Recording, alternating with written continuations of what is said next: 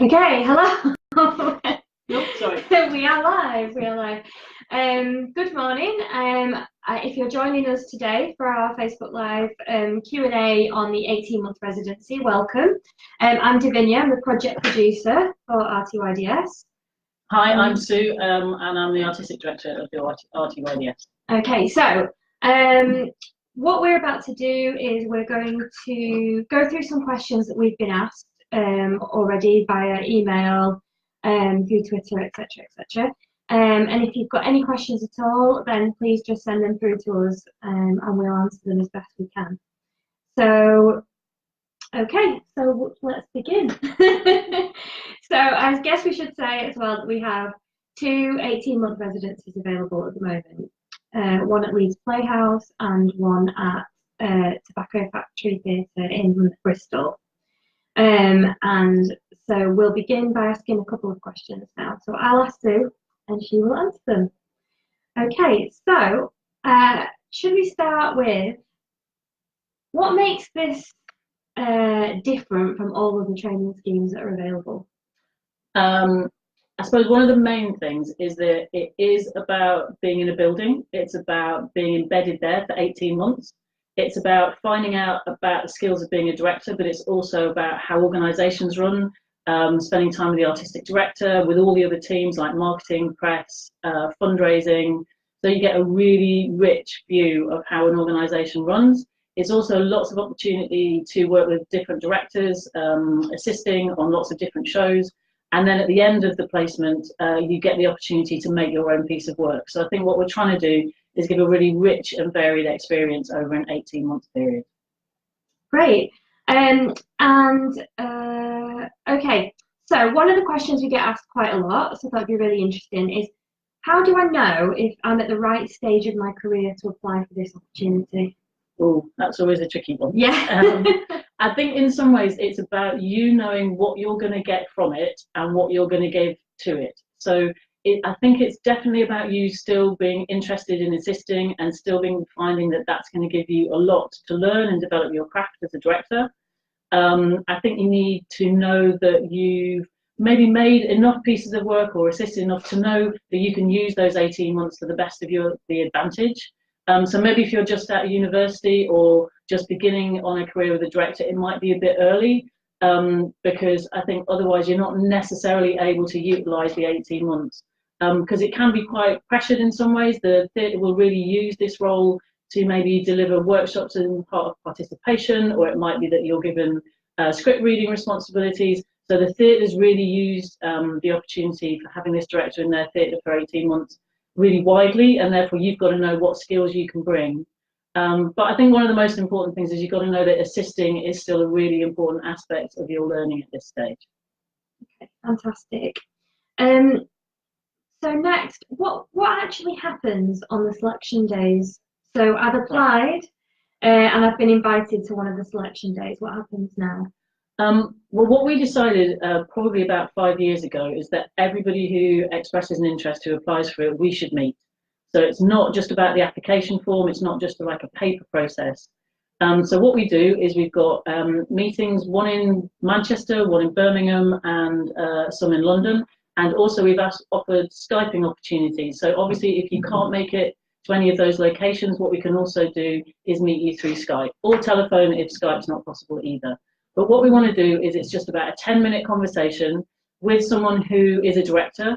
Often they're people who've done the RTYDS themselves as an 18-month, or they're directors who are based in regional theatres or companies who really understand what it is this scheme offers, and also really interested in meeting directors and finding out more about them. So it's a 10-minute meeting, and it really supplements the application form. It's a chance for us to find out just a bit more about you, and maybe fill in any holes that aren't clear from the application form, and get a sense, is this the right opportunity for you at this stage in your development? It's also a chance for you as the director to maybe ask the person who's meeting you any questions if you've got any uncertainties. And then the other thing, what we're hoping from this is that, and then from that, what we do is we're able to make selection from maybe the 150, 170 people that apply. There are then 100 people that go through to be sent their applications to the artistic directors. And sometimes people are maybe too experienced, they've already assisted a lot, and it might be that this opportunity isn't going to move them forward in the way that maybe they hoped. So as I say, we meet 150 to 175 people, and then those people will be moved forward to 100 people, and those applications go to the 2 artistic directors, and then they make a selection of 20 people who they'll meet on over 2 selection days. And I think hopefully what we want to happen, and has happened in the past, is that whoever the directors who are applying meet, it could be that maybe they're running, they're part of a building or a company, and it can be a relationship that goes forward. Maybe if this isn't a chance or the opportunity for them, it could be that there's a new relationship that they continue to forge and connect with, and it's just expanding everybody's networks at the same time as being this selection process. So hopefully it does 2 things in one. Fantastic. And that has happened on several occasions now, where people have come to selection days and they have started a relationship with a director that they've then moved forward with. Okay, so how do I know which venue I'm going to be based at if I'm successful, and when is that decision made? Very good. So one of the things that's also asked at the selection day, when the director's applying, meet the director who's meeting them for that 10-minute meeting, is we just have a very short conversation, which is, can you go to either of these 2 venues? Now, what we do encourage people to think is that they can go to either Leeds or to Bristol. Obviously, if people have got caring commitments, or they will find it difficult to move from their current location to the new theatre, then we talk about that and we will make notes about that. But what we really do encourage is that directors are open to going to either of the theatres, and it's really the decision of the artistic director of those 2 theatres who goes to which theatre. But we always ensure that the director at the final stages, if they would prefer to go one to the other, that is also part of the selection process as well. But if you live in Leeds and you end up in Bristol, it could be brilliant, because then what it's doing is it's expanding your network. So maybe all of the networks and the knowledge that you've got in one area of the country that you're actually based in, you can then take to a new part of the country, build up new relationships, and therefore expand the base of where you make your career. Because I think increasingly it feels that it's very hard to make a career in just one city or just one town or just one regional area.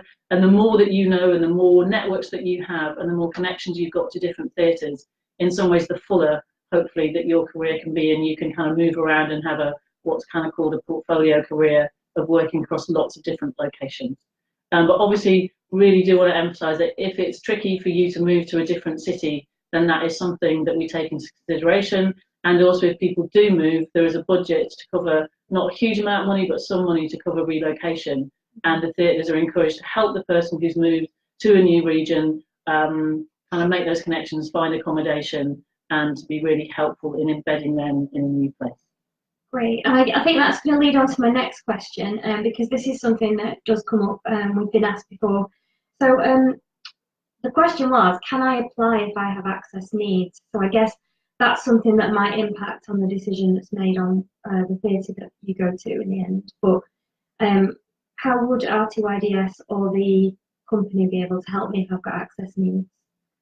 I think that's always on a person-by-person kind of response, but we have a budget, an access budget, which hopefully covers anybody's needs in terms of whether that's for a personal assistant, whether that's in terms of BSL, whether that's in terms of kind of other access requirements. So as much as possible, we always respond to those needs individually, and therefore the more people let us know kind of earlier on, then we can change our processes to fit people and remove any barriers that might exist. And the theatres equally are committed to providing open access and kind of removing any barriers for people that might experience. Great. Do you think there's anything to add to that? No, I think it's like you said, it's a very individual thing, and those are conversations that we'll have, and we don't want anyone to be say afraid or hesitant to tell us if they really do feel that they do have needs, but they really think this placement is right for them. No, I think that's about have that conversation with us, definitely. Okay, so remember again, if you've got any questions now that are coming up through this conversation that you want to ask, please do send them to us and we'll try and answer them. So we'll just move on to some more questions that we've been sent. So, oh, actually, we've already covered this one. So it was, do I have to move to the city that the theatre's based in? So I think for a lot of the theatres, just kind of worth emphasising, for a lot of the theatres, it's really important that this person is embedded in the community, the artistic community, but also their audience and also the building. And I think the more that you're there, the more you become a really vital part of that building and that organisation. So for us and for the theatres, it's really important that that person is as close to the theatre as possible and therefore does move to be in that city and to really take part in the building and all of its work. And that's the way that you get to know the audience, you get to know the community, and it's a real way for you to develop your understanding as a maker of work. And I think that's the other thing, just to say, I don't know if anybody's asked this specifically, but we are called the Regional Theatre Young Director Scheme, but it's not about directors. It's not like we're looking for a particular kind of shape of person to fill this thing. You might be a theatre maker, it might be that you're moving from spoken word into making theatre. It's really about those people that make live performance in all of its varied kind of forms. And I guess what we are trying to do is to challenge and change what people think of a director might look like or the experience that they might have. And people always say to me, you know, I haven't trained as a director, but I don't think anybody ever has. For the most part, it's just you get on with it, you learn by doing it, maybe assisting, making your own work, whether that's through spoken word, text, devising, whatever. We're really, really keen to develop as far as possible what a director looks like, where they come from, what their experience is. You don't need to have gone to university, you don't need to have studied. It's just you have a desire to tell stories, to connect with audiences, to make work that reflects kind of the 21st century that we live in. And that's the most important thing. So we've just had a question through from Vivi Bayliss. Hello. And I think we were actually starting to Sue was answering that question partly. But you've asked, could we explain the scheme? Let's have a look. Could we explain the experience required to apply in more detail? Okay, so I think we went through this a little bit earlier. Maybe you weren't with us, Vivi, but we'll just go again. How do I know that I'm at the right stage in my career? So we'll just cover that again because that'd be useful. I think it's really a lot of the experience will be providing you opportunities to be in a rehearsal room as an assistant director, but also working in various different areas of the theatre. That might be in participation, that might be looking at scripts, that might be doing dramaturgical work, it might be working with actors, might be artist development. It can be a whole range of things depending on that different theatre and what they do. And I think it's, in terms of experience, I think you have to feel that you're still going to benefit a lot from assisting, but also that maybe you have made a couple of pieces of your own work, because then you're able to really benefit from the opportunity to embed in a different theatre. I think sometimes if maybe you've not worked with professional actors and you've just come out of university or you're just beginning on your journey of working in theatre, it might be a bit too early, because otherwise you're not really able to take complete opportunity of everything that that theatre offers, and it'll be quite a kind of steep learning curve. So a lot of the time I think it's good if it's kind of maybe 1 year into kind of like developing your professional practice as a maker of work. So I guess what Vivi's saying there, I can see the second question. So we do say on the website that you must have 18 months of professional experience in order to apply, and she's saying what's the difference in the 18 months that we then, so it's like if they've already had 18 months professional experience, what's the difference in the placement? Yeah, so I think the other thing is that what this gives you is a really intensive opportunity to really develop your skills.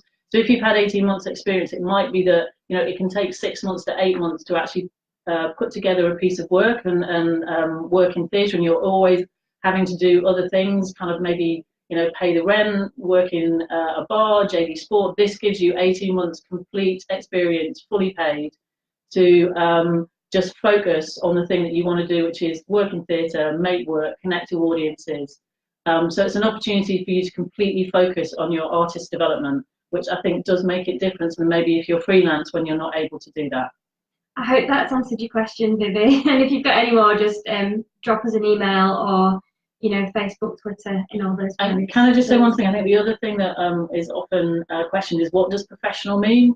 And professional doesn't mean that you're paid, because I think if we just waited or only allowed professional experience to be counted as such when you're paid, I think most people kind of in working freelance in theatre wouldn't be professional in any capacity. So it's not that you're paid, it's that you're working with people who consider this to be your career, to be the thing that you want to do. It's not, as a non-professional, it's not something that you're doing in your spare time, but you're committed to this being the career that you want to pursue.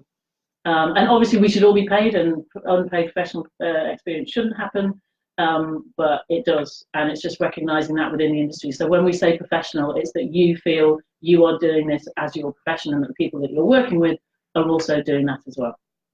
Great. Welcome to Chelsea, and welcome to Carly-Ann. So what else have we got to ask here? So, okay, so it does say in the information that you get to do a show at the end of the placement. So can you tell me how is that picked? What happens? What is that show? Yeah. So for each 18-month resident, depending on which theatre they're in, it's always completely different in terms of how that show comes to pass, when it happens, where it happens, and what it is. Because what happens over the 18 months is obviously the theatre company gets to know the person, and the person gets to know the theatre company and also the audience and their vision and also their programming focus. So what would happen over the 18 months is that the director gets to know the artistic director, and then they begin to work together, talk about what that director would most want to do and would most benefit them in terms of their practice and their development as an artist. So it can be really different. So Nikki, who's just been at the Royal Exchange, she made a immersive piece of work with a young company that took place. She did The Tempest, and that was in conversation with Sarah Franklin, the artistic director. And Sarah really wanted her to challenge her in terms of the complexity of the piece of the work she made, which indeed she did, and Nikki did a fantastic job of creating that work with a young company. Whereas Teo Lawson, who's at Sheffield Theatres, he's going to be directing Hang by Debbie Tucker-Green in the studio in February kind of next year. So very different pieces of work, different conversations that happen, and that comes out of what the director feels that they need and are interested in, and also the conversation with the artistic director. Okay, fantastic. So down to some practical things that we've been asked. Do I get any holidays while I'm on the residency? No, no, you do. So it's a standard contract that you would get. So you get holiday entitlement, and that's again just worked out with the theatre as when it works best for you, when it works best for them. So yes, there is holiday. Okay. Am I guaranteed a job at the end of this residency? No. No, it's a really good question. I think there is a commitment on the theatre's part to continue the relationship post the 18-month residency. So we really hope that there's a legacy, there's a continuity, there's a real impact in terms of those directors coming to the theatre, making a connection and continuing. Now, some of the directors who did the 18-month have gone on to be offered associateships. So 3 of the directors, Dan Bailey at Birmingham Rep, Joe Newman at Salisbury Playhouse, Ben at Occupinti at Bolton, they all have been invited to take up associateships kind of outside, and many directors go back and continue to keep relationships with the theatres and direct at those theatres. So the hope is that there is a definite connection made, and that is a continuing relationship, and that's hopefully what we want in the legacy of the 18-month residency. But there's no guarantee. We can't guarantee that. So here's a question that we were asked. Oh, hang on. Okay. Brilliant. Kieran, thank you for your comment. A question that we were asked via Facebook. Is there any chance that a white, middle-aged, middle-class man could get a placement on the 18-month residency? Yes. Yeah, there is. I mean, what it is the fact that theatres connecting with a whole range of different directors and them feeling who's going to get the most from it, who's going to give the most to it, and making it based on those connections to the application, to then meeting through the selection process and then the interview process. So there's absolutely no reason why anybody couldn't get one of these placements. Fantastic.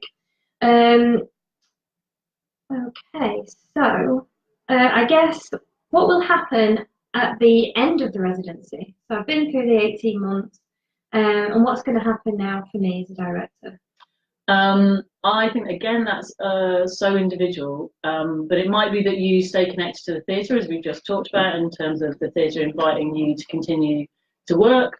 It might. What we try and do for RTYDS is about 3 months before the placement, the residency is going to finish, is we begin to have conversations with you in terms of what your plans are, if there's any help that we can give in terms of your next journey. And one of the things that we have done in the past is kind of get those 18 months together, residents together with other people who've done it maybe in the last 2 years, and kind of create a network and a support system. So again, widening people's connections and support systems to provide any help and ongoing support that we can. What we also try and do is utilise the 18 months to then contribute to other RTYDS projects that we're doing, to run workshops as part of our creative and craft career development workshops.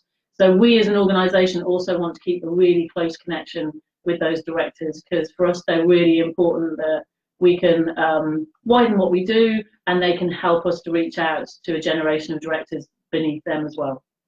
Okay, Is there anything on that one that you think about post the 18-month residency? I think we really do. I mean, we really are here as a resource and a support. So we hope that you will keep a relationship with us, and that and when opportunities do arise, we will share that information with you as you become part of the RTYDS family, basically. So we're only a small team. We need more family members. So you become part of our family, and we hope that if there is any advice, even if you just want to have a chat, if you're feeling a little bit uncertain about what your next move is, that's something that we can also provide. But also, obviously, we have network connections. We could potentially, depending, we might be able to broker some relationships or conversations with people that you might be interested in working with after the residency.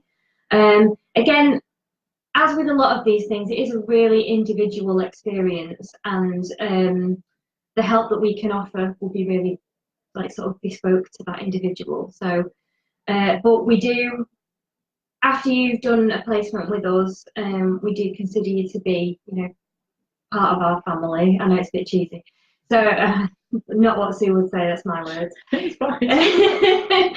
So we do, and we are really there to help and support as much as we can. So I guess that's what I would say. And we do provide the craft and career development workshops as well. So there's always that sort of thing that we can provide ongoing, and some CV surgeries and things like that, which might, yeah. And we're also looking at potentially doing some more development work with the 18-month residency directors as well, some ongoing work, kind of, what's it called? I just forgot the action learning. Action learning sessions, yes. Just went totally out of my head then. Okay, so I guess let's go back to anything anyone might have missed. We've only got about 10 minutes left. So if you've got any questions, please do send them to us, and we will answer them as well as we can. So the next one is, we are called the Regional Theatre Young Director Scheme, and we do realise that this can be often misleading. So is there an age limit, Sue? No, Davinia, there's not. No. Yeah, it's something in the title of the scheme that we've been thinking and trying to change for a long time, but the scheme it's been going for 60 years. It's had so many different names that to change it again is something that we've been talking about for a long time. But whilst it has the young in its title, there is no age limit whatsoever, and actually we really encourage people who are maybe coming to directing kind of later in their career, or maybe they've done something completely different and never worked in theatre before. It's really important to us that it isn't limited by age. We're not kind of chasing the next young whatever idea. We're very much here for artists at whatever stage of their life to really have the opportunity to become makers of theatre. So the young doesn't really mean anything. It's just something there that's stuck over a period of time. So please, anybody of any age, this is definitely a scheme for you. Yeah, great. So we'll just recap some of the other questions that we went through. So I think it'd be interesting actually for us to go over, because we, at the very beginning of this, we asked what makes this scheme different from other schemes of its kind. I guess because in so many ways it's about 18 months embedded in a company, and it's fully paid, and it gives lots of opportunities to just focus on you as an artist over a long period of time, embedding in a company, opportunities to both assist, work with different directors, but also a chance to find out how a building works. So in some ways this is about leadership. It's really encouraging those directors who definitely want to make work, but also want to lead an organisation, want to lead a theatre. So it's an opportunity to learn about artistic directorship. It's an opportunity to learn about marketing, press, development, about audiences as well, to really kind of see how a company engages with its audience, the different programming choices that it makes, and do that over an 18-month period where you don't have to hopefully worry about anything else. You can just focus on being a director of theatre, but also, really importantly, we're not trying to make the best assistant directors. We're really trying to hopefully develop the directors of the future, and therefore it's really important that at the end it's an opportunity to make work. So hopefully everything that's been amassed in terms of learning and development and thought, in terms of you as a maker of work, you then get the opportunity to make some work yourself as part of that company, and that is a really important thing, and the theatres have all really signed up to contribute to that opportunity for the director to make work, because it's some ways easier to get assisting work, not always easy and not always paid,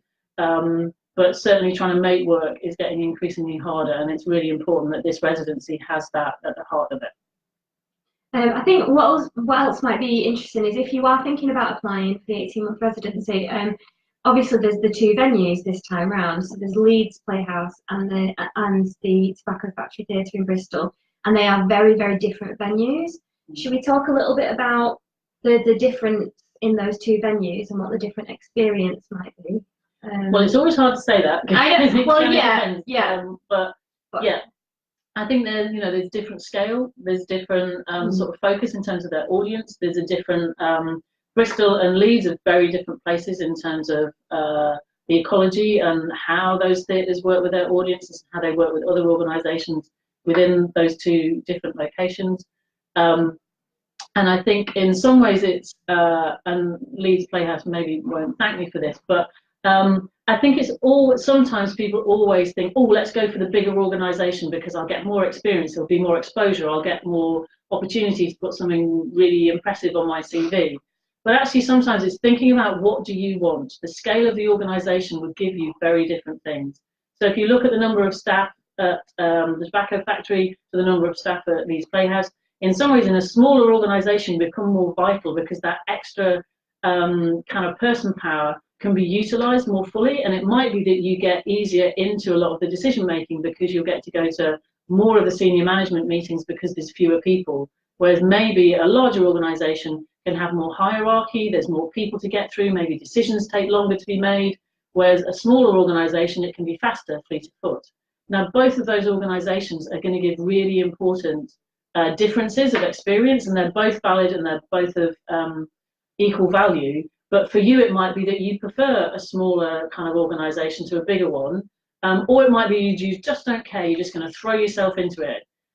So I think one of the things Davinia asked before is, do I get to decide, do I choose? But in some ways, the more you're open to going through the process, and maybe to begin with, you think, oh, I definitely want to go to Leeds, but actually you might come out the other end going, now I can see what I can get from the Tobacco Factory. So I think the more that you're just open to it, the more you can come into it thinking actually either of those will give me different things. I'm not going to be sold on one or the other. It could be that the process for you is more fun and surprising and more unexpected. Okay, and I think just as a final note, because we did get a comment about saying that it was really nice to sort of define what we mean by professional experience. Do you think we should go over that again to anyone who might have missed it, who's just joined us now? Sure. So when you are thinking about your level of experience applying for this placement, this is, Sue, as we were discussing what we mean by 18 months professional experience. So we'll go over that again. Yeah, it's just professional doesn't necessarily mean paid. We know that we work in an industry, unfortunately, where there can be lots of unpaid work, and we're not condoning that at all. But what it does mean is that maybe some of the work that you've done hasn't been paid, but that doesn't mean it's not professional. For us, the definition of professional is that you are working with people who consider themselves to be professional. Now, whether everybody's paid or not is a different question, but that is different from work that you do in a university, because that is working with non-professionals, or work that you might do even on your MA because you're working with drama school students. But if you're working with people who consider theatre to be their main profession, and they're not in full-time education, and they are pursuing whether that's acting, design, directing, lighting design, whatever, then that is professional experience, because you are doing it as part of your career. It is your job, whether you're paid for it or not. You should be, but maybe you're not, but that is still professional experience. Okay, we've done 30 minutes. I just wondered if there's, because there's sort of a vague question that's come up about the application form. So maybe if I just sort of speak a bit. Yeah. I know filling application forms in is really hard, and if it's not the thing that you excel at, that's why we have the 10-minute conversations with people, where we invite everybody, whether, as we said, through Skype, whether Manchester, Birmingham or London, is to come and talk to a person about your experience. We find out a bit more about you. We can maybe fill in any of the holes in the application form where maybe we're not completely certain as to your experience or your response to some of the questions. But I think the most important thing about the questions is don't try and second guess what you think we want to hear. Just be you, be honest, talk about your experience, because as directors and as makers of theatre, that's the most important thing you can bring is yourself, because your view of the world, what you want to say about it, how you interpret texts is going to be the thing that maybe connects you to that theatre and makes them want to find out more about you. So obviously, take time over it, think about it. Maybe really useful is to get someone else to read it for you once you've written it. Get someone not involved in theatre just to read it for you and maybe feedback. That wasn't clear, I'm not quite sure what you mean by that. Oh, that's really interesting, say more about that. But please just try and be you as much as you can. And if you find bullet points are better than kind of complete sentences, great. Think about how you want to talk about is the content.